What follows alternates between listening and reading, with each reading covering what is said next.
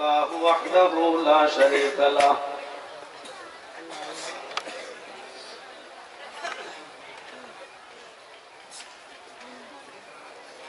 व अशहदु अन्ना मुहम्मदन अब्दुहु व रसूलुहु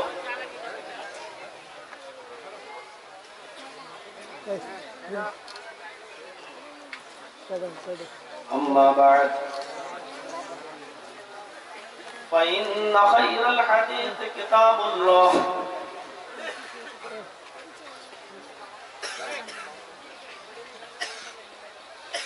व खैरल हदी हदी मुहम्मदिन सल्लल्लाहु अलैहि वसल्लम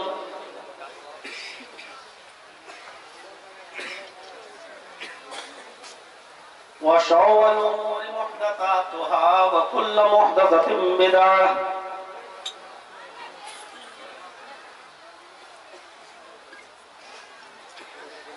व कुल्लु बिदअतिन ज़लालह व कुल्लु ज़लालतिन फिन्नार।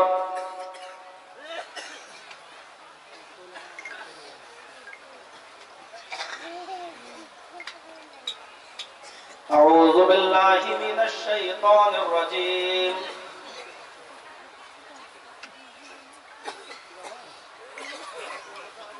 बिस्मिल्लाहिर रहमानिर रहीम।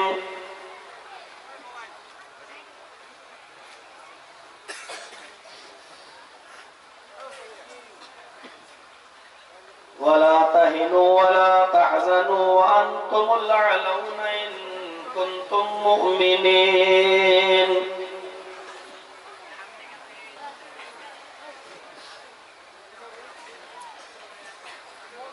रब्बि इश्रह ली सदरी व यस्सिर ली अमरी वहलुल उक़दतम मिन लिसानी यफ़क़हू क़ौली।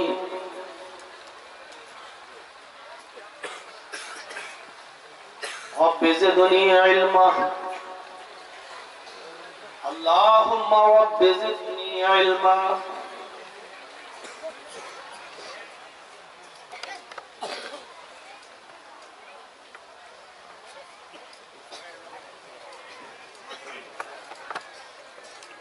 आज़म नगर के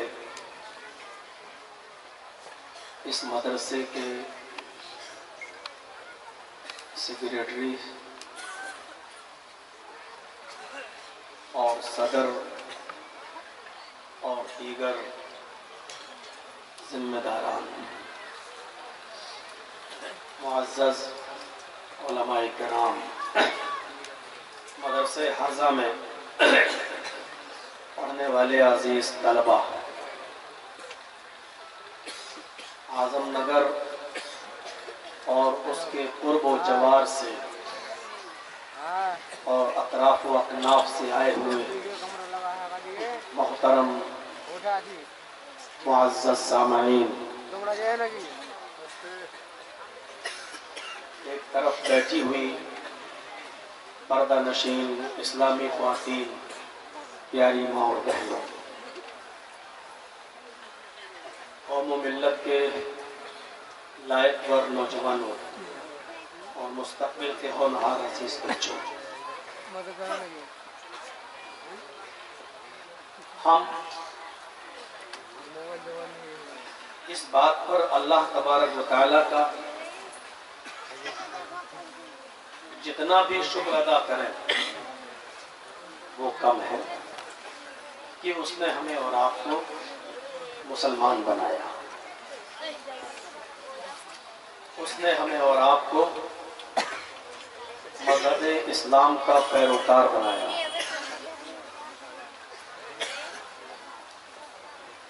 मुसलमान होने का मतलब ही यही है कि हमें आजमाइशों की भट्टियों में चलना पड़ेगा, हमें कदम कदम पर इम्तिहान देना पड़ेगा और हमारे ऊपर तरह तरह की आजमाइशें, तरह तरह के इम्तिहानात हमारे और आपके ऊपर आए।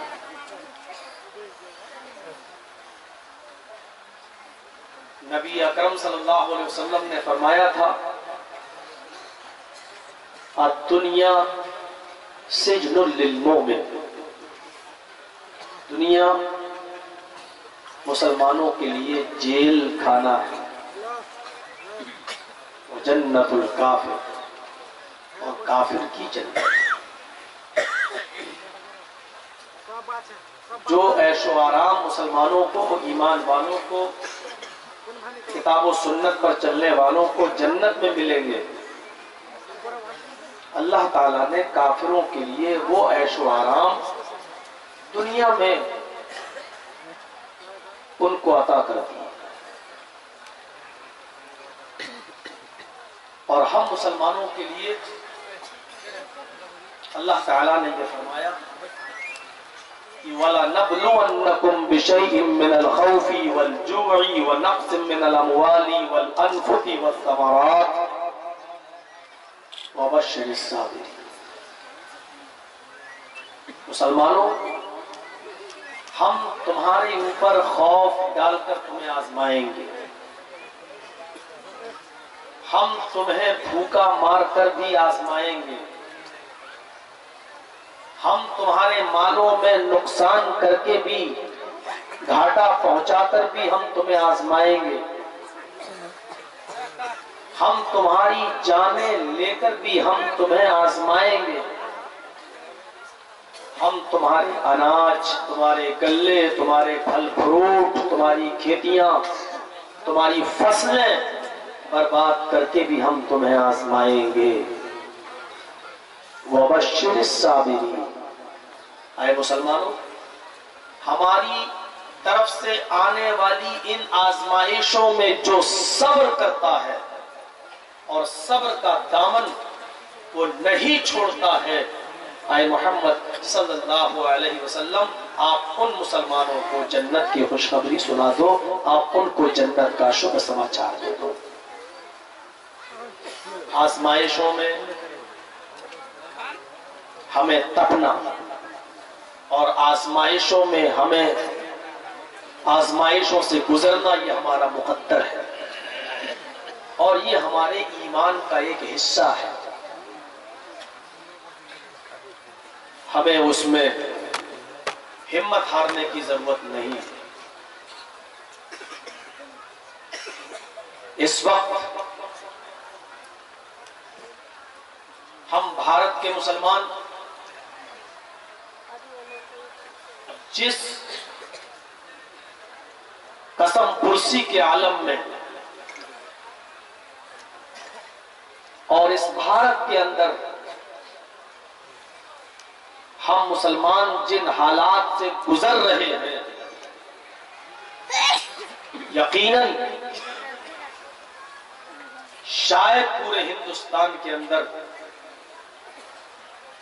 इससे ज्यादा खराब मुसलमानों की कंडीशन कभी किसी और दौर में रही हो।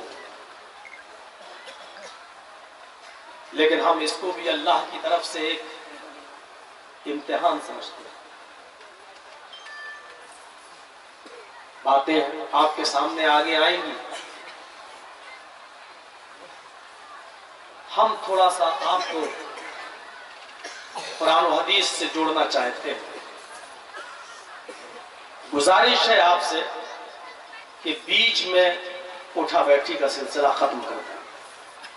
जो बच्चे बार बार उठ रहे हैं उनको या तो अभी उठा दें या अपनी जगह पे सुला दें, डिस्टर्ब होता है। ये हालात जो हमारे सामने है इस वक्त हिंदुस्तान के, इन हालात के जिम्मेदार कुछ हद तक और किसी हद तक हम मुसलमान भी। हमारी सबसे बड़ी कमजोरी क्या है और उस कमजोरी का ही फायदा मौजूदा दौर में बैठे हुए दो खूनख्वार भेड़िए, दो इंतहाई जहरीले सांप जिनमें एक का नाम नरेंद्र मोदी है और दूसरे खूनख्वार भेड़िए का नाम अमित शाह है। ये खूनख्वार भेड़िए उसी हमारी मुसलमानों की कमजोरी का फायदा उठाते हैं। और वो हमारी कमजोरी क्या है कि हम आपस में मुत्तफिक नहीं, हम आपस में मुत्तहिद नहीं हैं।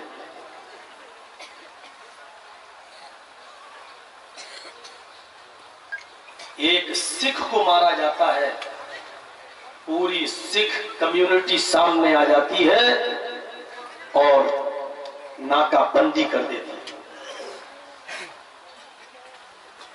कितना मुसलमान मोब लिंचिंग में मारा गया,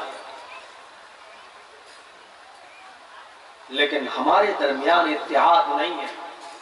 हम सिर्फ कुत्तों की तरह भौंकते हैं व्हाट्सएप पर, मैसेंजर पर कि हमारे साथ ये हो रहा है, लेकिन मंजरे आम पर आकर हम अपना इत्तेहाद नहीं दिखाते हैं और ये साबित नहीं करते हैं कि हम एक जिस्म की तरह हैं। अगर उंगली काटते हो तो जिस तरह पूरे जिस्म को दर्द होता है, ऐसे अगर भारत के किसी एक मुसलमान को तुम मारोगे तो पूरे भारत के मुसलमानों का उसका दर्द पूरे भारत के मुसलमानों के दिलों में उठेगा और करा उठेंगे। ये हम साबित नहीं करते।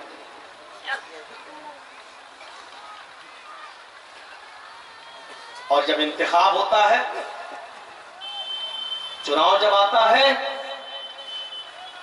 तो हमारी हैसियत ये हो जाती है कि हम 1,000 रुपए में बिक जाते हैं। जहां हमको 1,000 दिया गया, यहां मोहर लगा दो, हम 1,000 रुपए लेकर वहां जाकर मोहर लगा देते हैं। 1,000 रुपए में हम अपना वोट बेच देते हैं।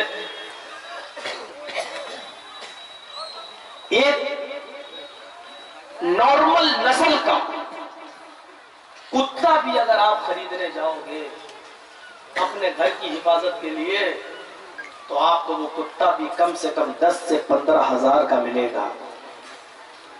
एक नॉर्मल किस्म का कुत्ता, उस कुत्ते की कीमत हमारे ज़मीर से, हमारे दिल से, हमारी हैसियत से कहीं ज्यादा है, क्योंकि हम तो 1,000 रुपए में बिक जाते हैं।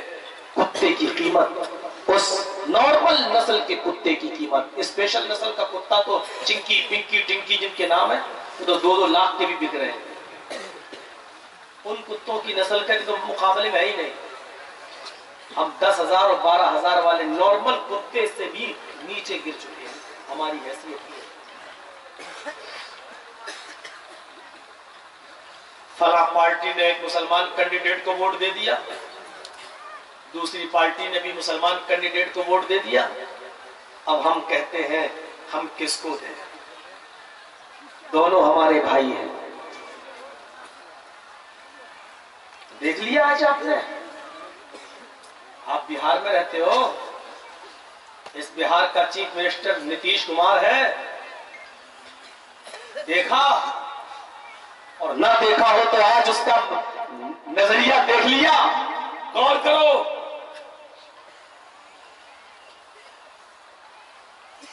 जो आज बिल लाया गया राज्यसभा के अंदर, ये मुसलमानों का हमदर्द बनने वाला, मगरमच्छ के घड़ियाली आंसू बहाने वाला, आज इस बिल में नरेंद्र मोदी और अमित शाह के साथ चला है। आप किस पे भरोसा करेंगे? कल उसी की पार्टी का कोई मुसलमान कैंडिडेट आपके किशनगंज से खड़ा होगा, आप कहेंगे मुसलमान है। आप ये नहीं देखेंगे कि इसकी बुनियाद क्या है।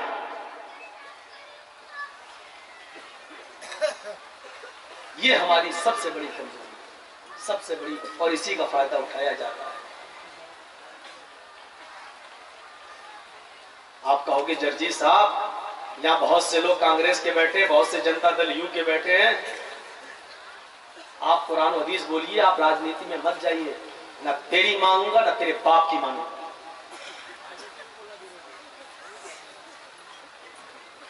तुम्हें सुनना है सुनो, जाना है तो जाओ। अगर मेरी बातें कड़वी लग रही हैं तो भागो यहां से। हम तुम्हारे जर खरीद गुलाम नहीं है कि जो तुम चाहोगे बुलवाना वो हम बोलेंगे। वो बात तो हमें मोदी नहीं बुलवा पाया, तुम क्या बुलवा पाए? तुम अपने ईमान को बेचो, तुम अपने जमीन को बेचो। 1,000 रुपए में जहां चाहो वोट मोहर लगाओ। तुम अगर बेशरम हो तो मौलवी जर्जीस बेशर्मी में तुम्हारा बाप है। तुमने ईमान का सौदा करना, इस मामले में बेशर्मी का सर्टिफिकेट लिया, तो मैंने हक बात बोलने की बेशर्मी का सर्टिफिकेट लिया। तुम अपना काम करो, हम अपना काम करो। कहां चली गई कुरान की वो आयत जो कभी अल्लाह ने कहा था मुसलमानों तुम्हें ना उम्मीद होने की जरूरत नहीं है, मोमिनों तुम गम न करो, तुम मायूस मत हो। ला तहिनु वला तहज़नु व अंतुमुल आलौन। मुसलमानों तुम गम न करो, मुसलमानों तुम मायूस मत हो, तुम्हें परेशान होने की जरूरत नहीं।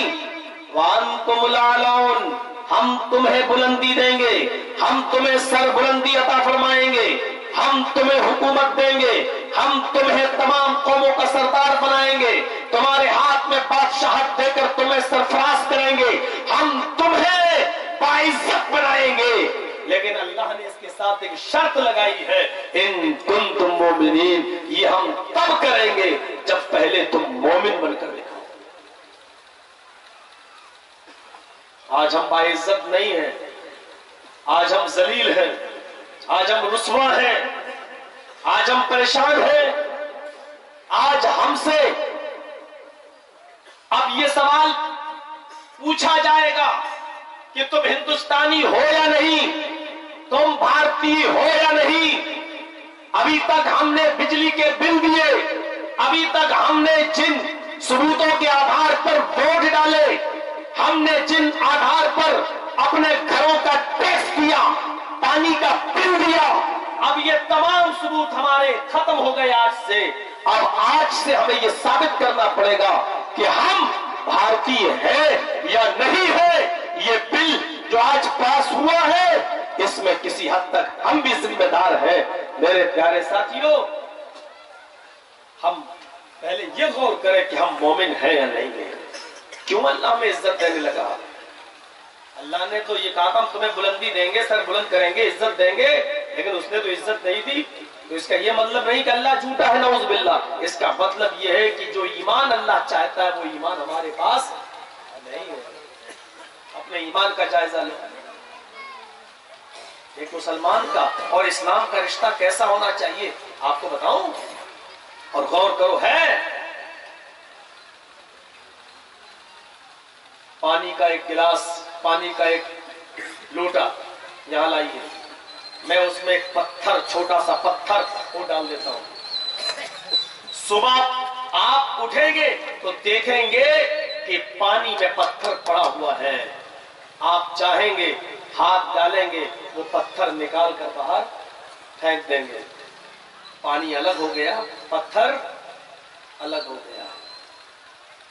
हमारा ईमान और इस्लाम के साथ ये रिश्ता नहीं होना चाहिए कि जब चाहा इस्लाम हमारी जिंदगी में आ जाए और जब चाहो तब निकाल कर पानी के पत्थर से, जिस तरह पानी में पड़े हुए पत्थर को अलग कर देते हैं, उस तरह हम अपने दिल से इस्लाम को निकाल दें। ये नहीं होना चाहिए। हमारा ताल्लुक इस्लाम के साथ क्या होना चाहिए, उस पर गौर कीजिए। एक लोटा पानी, एक बाल्टी पानी में हमने ग्रीन कलर, रेड कलर का पाउडर वो डाल दिया। जैसे ही वो ग्रीन कलर या रेड कलर का पाउडर पानी में गया, पानी के अंदर जाते ही वो घुल गया, पूरे पानी को उसने लाल कर दिया, पूरे पानी को उसने हरा कर दिया। अब आप सुबह चाहें कि हम रंग को पानी से अलग कर दें तो आप उस रंग को पानी से अलग नहीं कर पाएंगे। क्यों? क्योंकि उस पानी ने रंग को अपने अंदर जज्ब कर लिया है। आप रंग को पानी से अलग करोगे तो न रंग पानी से अलग होगा, न पानी रंग से अलग होगा। आप फेंक तो सकते हैं, खत्म तो कर सकते हैं पानी को, लेकिन रंग और पानी दोनों को अलग अलग नहीं कर सकते। ये रिश्ता हमारा इस्लाम और ईमान के साथ होना चाहिए। हम ऐसे घुल जाएं इस्लाम के अंदर, ईमान के अंदर कि जब हम मोमिन हो गए, मुस्लिम हो गए, तो लाख हमारे दिलों से इस्लाम को और ईमान को दूर किया जाए, हम इस्लाम हमारे दिलों से न निकल सके, ईमान हमारे दिलों से न निकल सके, हमें मार तो दिया जाए, हमें खत्म तो कर दिया जाए, लेकिन ईमान हमारे दिलों से न निकल पाए, इस्लाम हमारे दिलों से न निकल सके। यह रिश्ता होना चाहिए इस्लाम का, ईमान का, हमारे जिस्म से और हमारे दिल से। है ऐसा? नहीं। और देखना चाहते हो तो जाओ जरा नजर डाल कर देख लो, और थोड़ी देर इस पंडाल से बाहर निकल कर देख लो, और जाओ जहां मेला लगा है, दुकानें लगी हैं, वहां जाकर आप अपनी समाज की, अपनी बहन और बेटियों को सामान खरीदते हुए देख लो। जाओ जलसे के लिए। ये है आज हमारा ईमान। हम मोमिन है कहां? और जब मोमिन है नहीं तो अल्लाह की मदद आएगी क्यों? सरदारी हमें मिलेगी। आज हम रोते हैं, तुम ज्यादा हो, जो चाहो कर लो, हम तो कम है। अरे कम है तो क्या हुआ? वो 313 थे जब जंगे बद्र हुई, क्या 1000 काफिरों से नहीं जीते थे? मुसलमान कभी ये सोचता है कि हम कम हैं? अरे वो मुसलमान ही नहीं जो ये सोचे कि हम कम हैं। मुसलमान के दिल में ये तसव्वुर नहीं आता, ये बुज़दिली उसके दिल में पैदा नहीं होती कि हम तादाद में कम हैं। मुसलमान का भरोसा संख्या और तादाद पर नहीं होता, ईमान वाले का तवक्कुल अल्लाह की ज़ात पर होता है। या तो मारेंगे या मर जाएंगे, मारेंगे तब भी सवाब, मर जाएंगे तब भी शहादत कर देंगे। ये होता है मोमिन का इम्तिहान और मोमिन का की आजमाइश, और मोमिन का तवक्कुल आज है हमारे अंदर। ये क्या हो रहा है मौलाना साहब? चले आए इतनी बड़ी तादाद में, जर्जी साहब आप मोदी को गाली देंगे, बस सुनने के लिए आ जाओ। हमारी ड्यूटी सिर्फ सुनने तक है, और जब इलेक्शन आएगा तब बढ़ जाइएगा और अपने वोटों को जहां चाहोगे 1-1 हजार रुपए में, कुत्तों से भी ज्यादा कीमत कम हो चुकी है आज हमारी। जाइए, बढ़ जाइए, तुम सुन के चले जाओ, मुकदमे हम झेलें, केस हमारे ऊपर लागू हो, हम तो तुम्हारे जमीर को झंझोड़ रहे हैं। कई बार जेल में जा चुका हूं, दिन देखे हैं मैंने, एक भी आदमी साथ में नहीं आता है। आज सुन रहे हो, कल अगर किशनगंज में मुकदमा दर्ज हो गया और जेल में चले गए तो सबसे पहले भागने वाले यही होंगे जो मोदी और अमित शाह को गालियां सुनने के लिए यहां बैठे। कोई एक नहीं आएगा हम पे कहीं मुकदमा न चल जाए। हमने वो दिन भी देखे, इसीलिए झंझोड़ने आए हैं, जगाने आए हैं, आपकी हैसियत बताने आए हैं। आपकी हैसियत 10,000 और 12,000 में बिकने वाले कुत्ते से भी कम हो चुकी है। इसीलिए मोदी और टकला, ये टकला, ये मोटा, ये तरीपार, समझ गए ना? नाम लेना जरूरी नहीं है, इसलिए हमारा फायदा उठा रहा है। इसलिए हंस लो, यही तो सुनना था तुम्हें, सुन लिया ना? लेकिन इसका फायदा क्या है? क्या फायदा है इसका? थोड़ी देर के लिए एंजॉय आया, जाओगे, बड़ा मजा आया मौलाना जर्जीज की तकरीर में। तकरीरें मजा लेने के लिए होती है। यहां से जाओगे हंसते हुए, करोगे कुछ नहीं, तुमसे अच्छे दिल्ली के वो लोग हैं जिन्होंने जंतर मंतर पर आज जाकर कम से कम मोदी और अमित शाह की बैंड बजाई। आप किशनगंज के अंदर लाखों की तादाद में हो मुसलमानों, मुझे बताओ आपने इस बिल के खिलाफ कौन सा एहतजाज किया है? बताओ। और कहां मर गए कांग्रेसी? कहां चले गए नीतीश की औलाद? वोट के वक्त आ जाते हो हमारा वोट लेने के लिए। कहां, कौन सी गुफा में छुप गया तुम्हारा नेता? कहां है तुम्हारा एमपी? क्यों नहीं किशनगंज के अंदर अमित शाह और मोदी के खिलाफ जुलूस निकालता है? कौन सी गुफा में छिपा हुआ है? बाहर निकल। मौलवी जलजीर की ललकार भी सुन। नेता होगा तू अपने घर का, तू हमारा गुलाम है, हमारा नौकर है। यूपी में रहने के बावजूद किशनगंज वालों, मैं तुम्हें ललकारने आया हूं। ये बिल जो पास हुआ है, ये मोदी और टकले की हरकत ही नहीं है, इसमें कांग्रेस भी किसी हद तक जिम्मेदार है। जब इनकाउंटर के मामले में फंसा था और कांग्रेस की हुकूमत थी, यही अमित शाह, यही गुजरात के अंदर जब इस पर केस चल रहा था और जेल में डरा हुआ था, कांप रहा था, उसी वक्त इसकी फाइल खोलकर और ठूस दिया होता जेल के अंदर और बेल नहीं होने देती कांग्रेस, तो आज हमें ये दिन नहीं देखना पड़ता। एक खुला हुआ दुश्मन, एक छुपा हुआ दुश्मन। लेकिन सवाल यह है कि हम जाएं तो जाएं कहां? ये जवाब भी मौलाना जर्जीस तुम्हें देगा। अपने ज़मीरों को खुद तलाश करो, सोचो कहां चला गया वो ईमान हमारे अंदर से। आज हम एक दूसरे के मुखालिफ, आज हम एक दूसरे के विरोधी। क्या कोई परेशानी?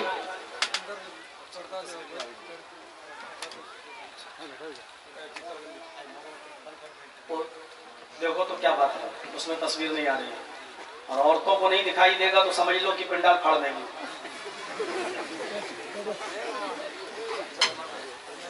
अभी मौलाना अब्दुल करीम साहब कह रहे थे मैं सुनने नहीं आया हूं, आज मैं देखने आया हूं। सुना ना? अब लड़के को तो लड़की वाले देखने आते हैं, हमने तो यही सुना था, लेकिन अब करीम साहब कह रहे हैं कि हम देखने आए हैं, पता नहीं कि किसकी तरफ से आए। जब तक कैमरा सही हो रहा है तब तक आपको थोड़ा सा मनोरंजन, लेकिन दुख के साथ। बहुत अफसोस है मेरे भाई, बहुत अफसोस। हालांकि होना कुछ नहीं है, ऐसे तुम एक नहीं 1 लाख कानून बना दो, तुम्हारा कानून मौलवी जर्जीस के पैर के ठोकर के नीचे नहीं मानता। होना कुछ नहीं है। मुसलमानों को भगाओगे, वो भी भारत से। अमित शाह, तेरे बाप के बाप का बाप पैदा हो जाएगा और 7 नस्लों तक तेरी बाप की बाप की बाप, परदादा, लकड़दादा, सकड़दादा, चकड़दादा, फकड़दादा, सब भारत से मुसलमानों को नहीं भगा पाओगे। जितने तुम भगाने में बेशरम हो, हम जमे रहने में बेशरम हैं, क्योंकि ये देश हमारा है, तुम्हारा और तुम्हारे बाप का नहीं है। सावरकर की हराम नाजायज औलाद, गोडसे की नाजायज औलादें आज हमसे पूछती हैं देशभक्ति क्या है? कुर्बानी हमने दी है इस देश को। अंग्रेजों के तलवे चाटने वाले आज हमें कहते हैं देश छोड़ो। नहीं बता पाऊंगा, बाद में बताऊंगा हमें किन किन लोगों ने भगाया, अभी बताऊंगा तुम्हें बाद में। और भगाने के बाद भी 10 साल बाद सही, 20 साल के बाद भी उससे 10 गुना तादाद में घुसे हैं। आओ तुम भगाओगे? ये उल्टे सीधे काम जो हो रहे हैं ना, ये अकल खराब हो गई है। और हमने सुना है, बल्कि पढ़ा भी है, कि जब गीदड़ की मौत आती है तो वो शहर की तरफ भागता है। अब ये बिल्कुल वही सूरत हो रही है। अल्लाह का शुक्र है, बहुत से हिंदू भाइयों ने आज जंतर मंतर पर, गैर मुस्लिमों ने हिंदू भाइयों ने मुसलमानों का फेवर किया। यही इस भारत की सबसे बड़ी खूबसूरती है। पूरे हिंदुस्तान के अंदर हिंदू भाइयों ने इस काले दिल को, आज के दिन को काला दिन का जुलूस निकाला, हर जगह एहतिजाज। और जो सबसे ज्यादा मुसलमानों का एरिया, आप खामोश बैठेंगे। फोन पे फोन करिए और अपने एमपी के नाक में दम करिए, इतिहास बनाइए। मुझे मालूम है कि आज के बाद यहां का एमपी मेरे ऊपर बुरी नजर डाल के देखेगा, एमएलए गलत नजर डाल के देखेगा। हो सकता है पुलिस थानों में फोन करके हमारी तकरीरों पर पाबंदी लगाने की बात भी करे, लेकिन तेरी इन गीदड़ धमकियों को मैं जूते की नोक पे ठुकराता हूं। तुम मुसलमानों के कायद बने हो तो आओ, करके दिखाओ, कुछ तुम्हें करना होगा। और मुसलमानों, तुम्हें इस काले बिल के खिलाफ आवाज उठाना पड़ेगी। खामोश मिजाजी तुम्हें जीने नहीं देगी, खामोश मिजाजी तुम्हें जीने नहीं देगी। इस दौर में जीना है तो कोहराम मचा दो। अब खामोश बैठने का वक्त नहीं है। हमारे खिलाफ 370 कश्मीर से हटाया गया, हम खामोश हैं। सुप्रीम कोर्ट ने इस बात को मानते हुए कि वहां कोई भी पहले मंदिर नहीं था, मंदिर तोड़कर मस्जिद बनाई गई, ये साबित नहीं हुआ, ये मानते हुए भी हिंदुओं के पक्ष में फैसला करके राम मंदिर की जगह दे दी, हम खामोश रहे। सुप्रीम कोर्ट ने ये मानते हुए कि 1947 में जब ये मुल्क आजाद हुआ तब भी वहां मस्जिद थी, ये मानते हुए भी फैसला उनके हक में कर दिया, हम खामोश रहे। 1949 तक उस मस्जिद में नमाज पढ़ी जाती रही, ये मानते हुए भी सुप्रीम कोर्ट ने फैसला हिंदुओं के पक्ष में किया, हम फिर भी खामोश रहे। हमें इस देश की एकता और अखंडता को कायम रखना था। यह मानते हुए भी सुप्रीम कोर्ट ने कि 1949 में उस मस्जिद के अंदर जो मूर्तियां रखी गई वो गैर कानूनी था, नहीं रखना चाहिए था, गैर संवैधानिक था। इसके बावजूद फैसला मंदिर के हक में आया, हम फिर भी खामोश रहे। 6 दिसंबर 1992 को हमारी मस्जिद शहीद कर दी गई और सुप्रीम कोर्ट ने माना कि ये तोड़ा जाना, मस्जिद का गिराया जाना गैर कानूनी था। इसके बावजूद फैसला रामलला के हक में किया, हम खामोश रहे। मॉब लिंचिंग करके तुम एक एक मुसलमान को मारते गए, हम खामोश रहे। लेकिन अब तुमने हमारे भारतीय होने पर शक कर दिया, अब तुमने हमें भारत का मानने से इनकार कर दिया, अब तुमने हमें भारत से निकाल देने का ऐलान कर दिया। अमित शाह, मोदी, अब तुम मुसलमानों को जिहाद के लिए ललकार रहे हो और इस बात का मौका दे रहे हो कि हम जैसे सारे मौलवी मिलकर भारत के मुसलमानों पर अब ये फैसला, ये फतवा लागू कर दे कि अब जिहाद तुम्हारे ऊपर फर्ज हो गया, अब या तो मारो या मर जाओ। अब तुम इस बात का इंतजार कर रहे हो जो हम तुम्हें इस बात का मौका नहीं देना चाहते हैं। अमित शाह, ये तुमने जिंदगी की इतनी बड़ी भूल की है कि तुम्हें मालूम है कि मुसलमान मर जाना गवारा कर लेगा लेकिन भारत को छोड़ना गवारा नहीं करेगा। ये तुम जानते हुए भी तुमने छत्तों के बिल में हाथ डाला है, जहरीले सांप के बिल में हाथ डाला है। अमित शाह, अभी भी वक्त है कि सुधर जाओ, वरना खता लम्हे कर रहे हैं और सजा सदियों में मिलेगी और सदियों तक ये सजा चलेगी इसकी। आप इसको इस्राइल और फिलिस्तीन बनाने की कोशिश कर रहे हैं।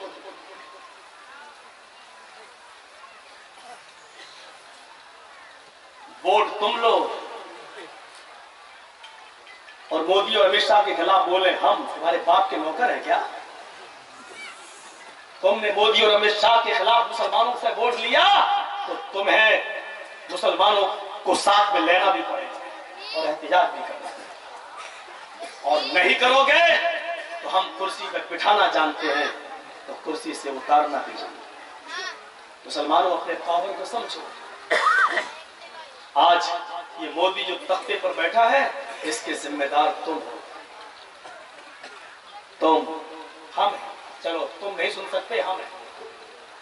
क्यों है वो भी जानते हैं। और आज एक बात नोट कर लो और गौर से सुन लो और अच्छी तरह सुन लो मुसलमानों, तुम इस मुल्क के बादशाह कभी नहीं बन सकते। तुम चाहो कि हम प्रधानमंत्री बन जाएं तो नहीं बन सकते। गौर से सुनना मैं क्या कह रहा हूं, तुम इस मुल्क के प्रधानमंत्री कभी नहीं बन सकते। लेकिन यह भी सच है कि अगर तुम अपनी ताकत को पहचान लो तो तुम्हारे वोट के बगैर कोई दूसरा भी प्रधानमंत्री नहीं बन सकता।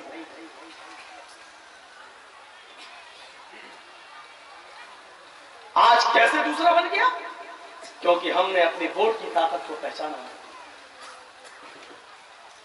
इलेक्शन के मौके पर हम मुंतशिर हो जाते हैं, हम बढ़ जाते हैं और किसी का नाजायज फायदा उठाया जाए। कहां चले गए आज आपका साथ देने वाले? आप बिहार के चीफ मिनिस्टर से हमें थोड़ी उम्मीद थी कि ये मुसलमानों में थोड़ी सी हमदर्दी है इसके अंदर, कम से कम इसकी ज़हनियत अलग है। कहां चला गया नीतीश का साथ देने वाला वो मौलवी जिसका नाम गुलाम रसूल बलियावी है? क्यों नहीं सामने आता है? इस बिल के खिलाफ नीतीश का दामन क्यों नहीं छोड़ता है? ये सारे पेट भरू लोग हैं, ये सारे कठबुल्ले बिके हुए हैं। मैं सबके खिलाफ आज जबान खोल रहा हूं। ऐसी तकरीर अभी तक मैंने किशनगंज की सरजमीन पर क्या पूरे हिंदुस्तान की धरती पर आज तक नहीं, जो आज मैंने ललकारा है। कहां मर गया गुलाम रसूल बलियावी? आओ सामने। अपनी मां का हलाल दूध पिया है तो नीतीश का दामन छोड़। क्यों मुसलमानों के खिलाफ जो बिल आया तुमने क्यों उसका साथ दिया? लेकिन हमें मालूम है आने वाले इलेक्शन में फिर तुम उसी का साथ। हमें मालूम है हम जिस कौम से खिताब कर रहे हैं ये मर चुकी है, इसके अंदर से रूह निकल चुकी है। मौलवी जर्जीस जिंदों में बोलने नहीं आया, मौलवी जर्जीस मुर्दों से बात कर रहा है। एक कब्रिस्तान पे आकर कब्रों पे लाश पर खड़ा होकर स्पीच दे रहा है कि मुर्दों सुनो, मुर्दों उठो, जागो। हम मुर्दों से खिताब कर रहे हैं, मुर्दों से। अगर जिंदगी होती इस कौम के अंदर तो अभी तक तुम्हारा एमपी तुम्हारे सामने होता और नीतीश और योगी और मोदी के खिलाफ उसने जुलूस निकालकर इतिहास में नाम रिकॉर्ड किया होता। लेकिन आपके अंदर जिंदगी बाकी नहीं है, वेंटिलेटर पर लेटी हुई कौम है। कांग्रेसी भी सोच रहे होंगे अल्लाह ये मौलवी तो आज हमें भी नंगा कर रहा है। क्यों? राहुल गांधी हमें रुपया दे रहे हैं, मोदी के हमें पैसा दे रहा है। हम राज्यसभा और एमएलसी के ओहदे को जब जूतों पे ठुकरा सकते हैं, ऑफर मिल रहे हैं हमें भी, जब हम उसको ठुकरा सकते हैं तो तुम्हारे खिलाफ आवाज क्यों नहीं दे? ईमान नहीं है। मोमिन बनो तो बुलंदी मिलेगी। और ईमान किसको कहते हैं?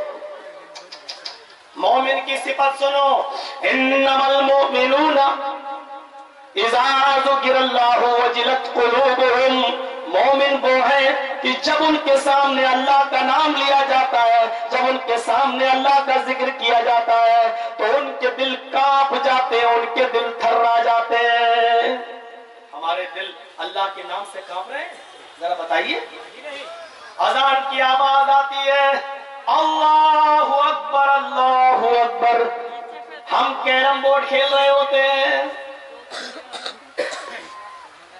तकरीर मैं कर रहा हूं, खांसी आपको आ रही है, सब केजरीवाल बन रहे हैं। अजीब सिस्टम है यार, सियासी लोगों का भी अजीब सिस्टम है।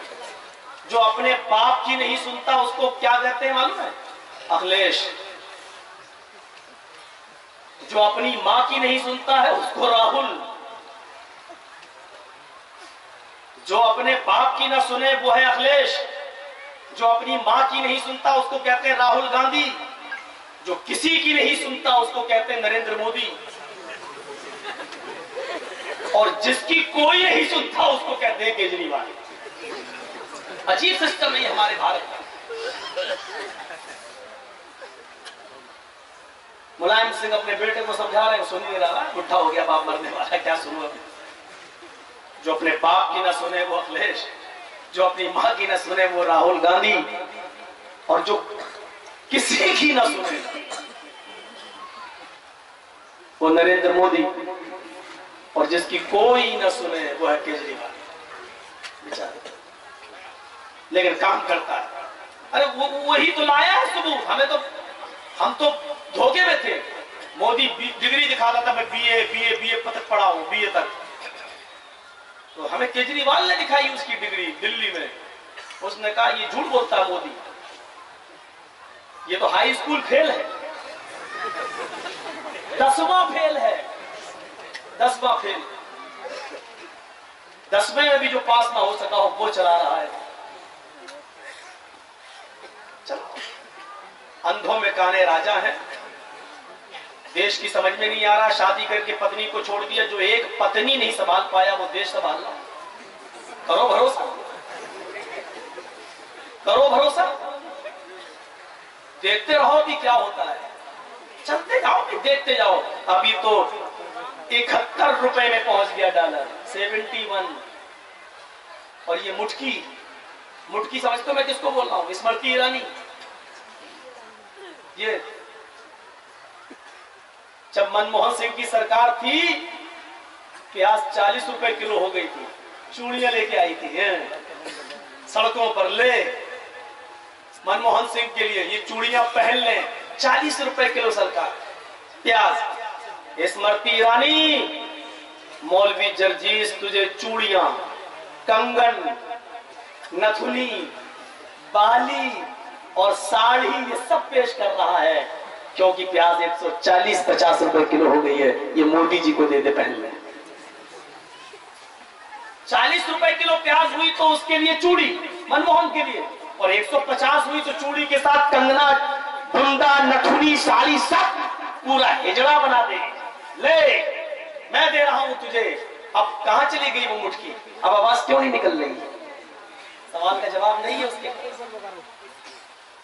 ये जुमलेबाजी है, जुमलेबाजी। अब मुद्दा तो रह नहीं गया, ये इसी तरीके के बिल आएंगे।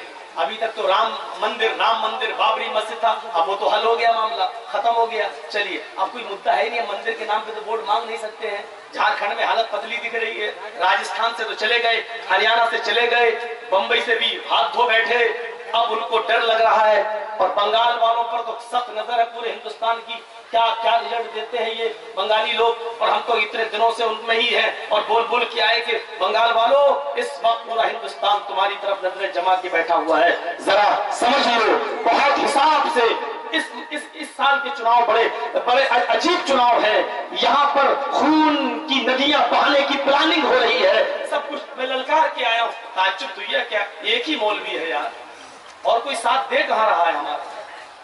सबको डर है कि कहीं हमें सरकारी चूड़ियां ना पहनना पड़े, सबको डर है कि कहीं हम जेल में न चले जाए। एक हम ही हैं जो ललकार रहे हैं, और एक हम ही है। डॉक्टर जाकिर नाइक बेचारे अब तो मलेशिया में है, हम भारत में हैं, हमें भी डर लगता है, क्या किया जाए। लेकिन अब करोगे क्या? ज्यादा से ज्यादा जेल में भेजोगे। फिर हम सोचते हैं अब जेल को ससुराल मान लो, वही अच्छा है। बस जब तक ससुराल समझेंगे डर निकला रहेगा, और जब ससुराल समझना छोड़ देंगे तो फिर बोलना भी छोड़ देंगे। और जेल से ज्यादा आराम तो कहीं मिलता ही नहीं। जो लोग जेल में गए होंगे उनको मालूम हो, और हमसे ज्यादा तो आप नहीं जानते हो, 4 महीने रहा हूं। जो चीजें बाहर नहीं मिलती हैं वो जेल में मिलती हैं। बाहर लेने में डरोगे, जेल में कोई डर नहीं है। और वही पुलिस वाले और लाके देते हैं लोग, बस कीमत थोड़ी सी बढ़ जाती है, 10 की चीज 15 में मिलती है। मिलती सब है, सारा आराम। आप हमें अपने कमरे में मदरसे के सुलाया, आपका कमरा मेरे जेल के कमरे के मुकाबले में 100 पैसों में 10 पैसे के बराबर नहीं था। मैं बदला रहा हूं। अब आप समझ लो कि आपने मुझे अभी जिस कमरे में सुलाया मदरसे के, जब वो जेल के कमरे के मुकाबले में 10 पैसे के बराबर नहीं है, तो जेल में कितना आराम रहा होगा। लेकिन हाँ, सिर्फ बात क्या है? पिंजड़ा चाहे कितना सोने का हो, लेकिन वो पिंजड़ा है। पिंजड़ा सोने ही का क्यों ना हो, लेकिन वो पिंजड़ा है, यानी कैद कैद है। आपका एक दायरा है, बस इसी दायरे में रहोगे, इससे आगे नहीं निकल सकते। बस ये आदमी थोड़ा सा बोर हो जाता है, थोड़ी बाहर की फिजा देखें, वहां तो आपके पास यहाँ चले जाओ, यहाँ चले जाओ, यहाँ चले जाओ, क्रिकेट खेल लो, ये खेल लो, सब कुछ होता है वहां। शराब तक पीने वालों को शराब भी मिलती, गांजा भी मिलता है, स्मेक भी मिलती। और तो और छोड़ो, अगर आपके पास पैसा है तो जेल में जो लड़कियां कैद हैं उनकी भी सौदेबाजी होती है, वो भी आपको कमरे में पहुंचाई जाए।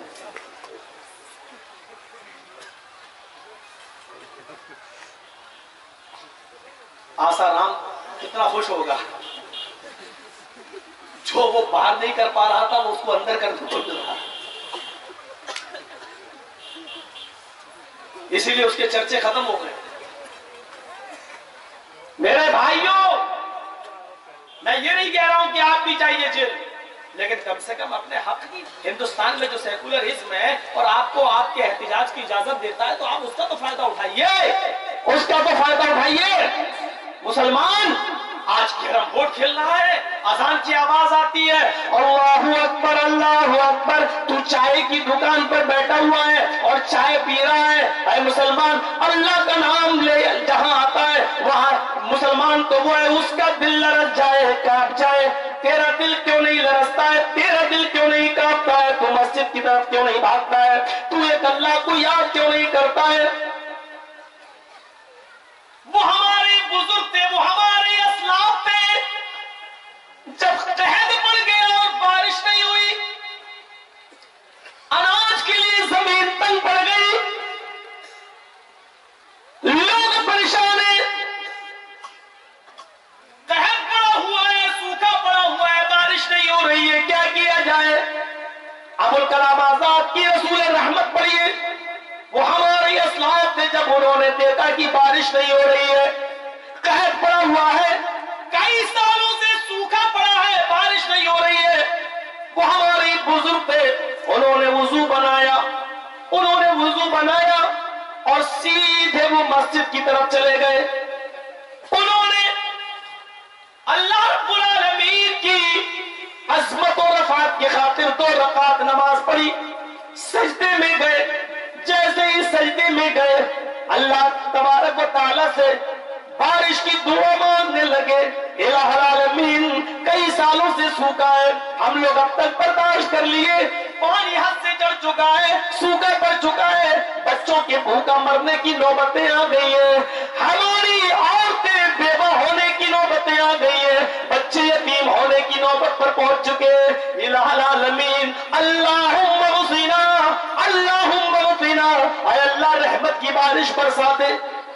अबुल कलाम आजाद जैसा मुहक्किक लिखता है, काबे की रब की कसम, यहाँ वो सजदे में दुआ मांग रहे थे, अभी सजदे से सर उठाया नहीं था, अभी सजदे से सर उठाया कि क्या नजर आया लोगों को कि चारों तरफ से उस शहर के अंदर बादल ही बादल छा गए, चारों तरफ घटाएं छा गई। अभी सजदे से सर उठाया तो चारों तरफ बादल ही बादल आ गए। और जब अत्तहियातु लिल्लाहि वस्सलावातु वत्तय्यिबात, अल्लाहुम्मा सल्लि अला मुहम्मद, अल्लाहुम्मा बारिक अला मुहम्मद, अल्लाहुम्मा इन्नी ज़लमतु नफ्सी ज़ुल्मन कसीरन, तब तक पढ़ा और यहाँ सलाम फेरा, अस्सलामु अलैकुम व रहमतुल्लाह, अस्सलामु अलैकुम व रहमतुल्लाह। यहाँ दूसरी तरफ सलाम फेरा कि रब की रहमत की बारिश जमीन के ऊपर बरसने लगती है, सारी की सारी मुर्दा जमीन जिंदा हो जाती है। मेरे भाइयों, वो हमारे असलाफ थे, जब कई सालों से परेशान, कहत के अंदर मुब्तला, वो मस्जिद में जाते थे, 2 रकात नफिल नमाज पढ़ते थे, सजदे में बारिश की दुआ मांगते थे, अभी सर उठाते थे कि चारों तरफ से बादल घेर लिया करते थे, सलाम फेरते थे कि बारिश होने लगती थी। वो हमारे असलाफ थे, इतनी जल्दी उनकी दुआएं कबूल हुई। इसलिए मेरे भाइयों, उन्होंने हमेशा सरदारी की है। आए मुसलमानों, आज तुम्हारे ऊपर जुल्म के पहाड़ तोड़े जा रहे हैं, लेकिन तुम्हारी दुआएं कबूल क्यों नहीं हो रही है? आज हमारे अंदर वो ईमान ही नहीं है। अगर वो ईमान पैदा हो जाए, एक दुआ करो मस्जिद में 2 रकात नमाज पढ़ के, अकले को अकले सलीम अता फरमा दे, इसको सब बुद्धि प्रदान फरमा दे। आय अल्लाह इस मुसलमान के दुश्मन को भी तू सच्चा रास्ता दिखा दे, मुसलमानों की नफरत इसके दिलों से निकाल दे। और फिर देखो अल्लाह तुम्हारी दुआ कैसे कबूल ना करे, लेकिन ईमान आज हमारे अंदर नहीं। वो हमारे असलाफ थे जिनकी दुआएं खत्म नहीं होती थी और बारिश बरसने लगती थी। आज हमारे पास कहां है वो ईमान, कहां है वो ईमान? फिर रोते हैं ये हो रहा है वो हो रहा है मुसलमानों के साथ। हम मुसलमान हैं, नाम रख लिया मोहम्मद असलम, मोहम्मद अकरम बन गए मुसलमान। मोहम्मद असलम मोहम्मद अकरम हो गए मुसलमान। ये सूरत हाल है। ईमान वाला तो वो होता कि अल्लाह का नाम सुने और लरस जाए। अरे अरब के काफिर फिर भी हमसे अच्छे थे। अरब के काफिर सुना है वाकया कोहे तनईम में अल्लाह के नबी सल्लल्लाहु अलैहि वसल्लम लेटे हैं, आपके सहाबा इधर उधर जहां दरख्त का साया मिला लेट गए। अल्लाह के नबी भी एक दरख्त के नीचे लेट गए। इतने में काफिर आता है और नबी अकरम की लटकती हुई तलवार देखता है जो दरख्त से लटकी हुई है। वो आया, उसने सोचा मोहम्मद को मारने पर बड़ा इनाम है, आज मोहम्मद लेटा हुआ है। उसके सहाबा इधर उधर दूर दूर लेटे हैं। जब तक वो बचाने आएंगे तब तक तो मैं मोहम्मद का काम तमाम कर दूंगा और भाग जाऊंगा। उसने तलवार उठा ली, पेड़ पे चढ़ के तलवार उतार ली और ऊपर से छलांग लगा के नीचे कूद गया।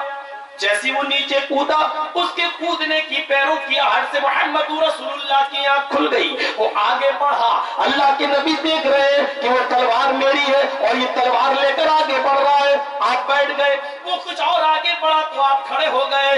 वो कुछ और आगे बढ़ा, उसने तलवार पूरी की पूरी उठा ली और वो मोहम्मद रसूलुल्लाह के करीब आ गया।